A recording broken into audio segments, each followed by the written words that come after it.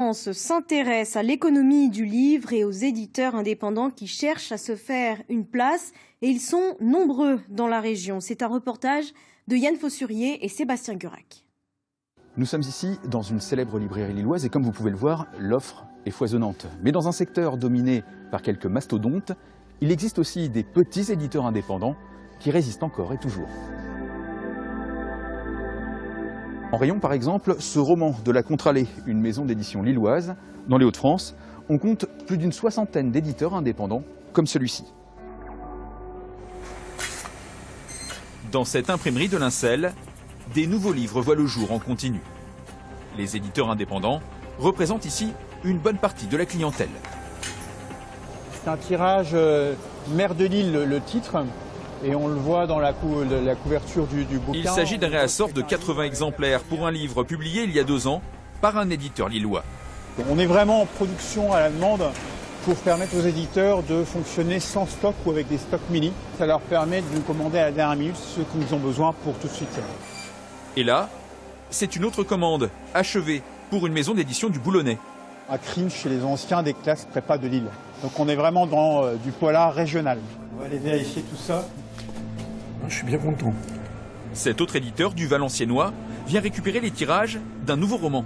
On est content de l'avoir pour une opération de dédicace qui va avoir lieu la semaine prochaine. Donc ces livres, ils vont partir immédiatement vers le libraire. On a été obligé de commander par le double. Mais ce qui préoccupe aussi l'imprimeur et l'éditeur en ce moment, c'est l'augmentation du prix du papier, qui a bondi de 30 à 40% ces derniers mois. Tout ce qu'on aura été obligé d'augmenter par rapport aux hausses de matières premières, finalement, sera répercuté sur la marge de l'éditeur. Et on est extrêmement conscient de ça. On essaie de maîtriser les prix, parce que là, on a fait un prix qui tient encore compte des anciens prix du papier. Mais si on devait le rééditer dans 15 jours, je ne sais pas, il faut voir avec l'imprimeur, je pense qu'on serait obligé de l'augmenter un peu. Merci.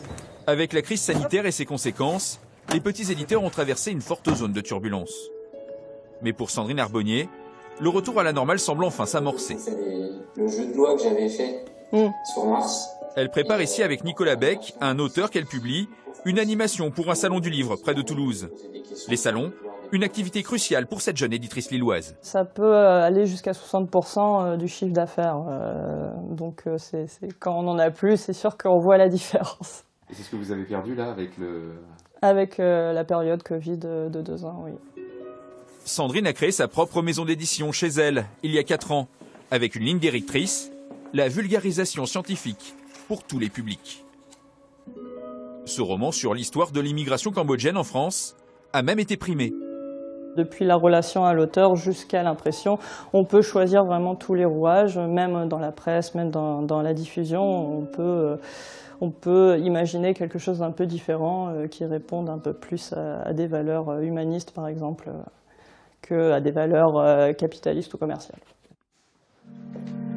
Dominique Tourte, lui, a investi un autre créneau. L'art, le patrimoine et les catalogues d'exposition. On voit bien les images sous-jacentes. On travaille beaucoup avec les musées à travers le processus d'appel d'offres marché public. Beaucoup avec des musées de la région. La piscine, le Palais des Beaux-Arts de Lille, le LAM ici. Cette collaboration avec les musées, c'est une part très importante de l'activité de cet indépendant, qui a donc su tirer son épingle du jeu. Mais face aux géants de l'édition, les petits souffrent encore.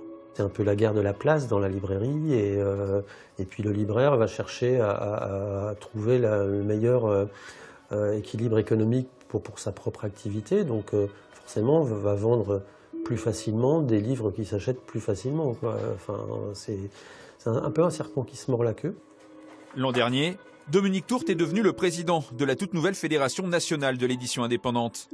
Elle rassemble aujourd'hui 300 éditeurs sur toute la France, avec l'espoir de peser enfin un peu plus lourd. Mercredi, le film Notre-Dame brûle.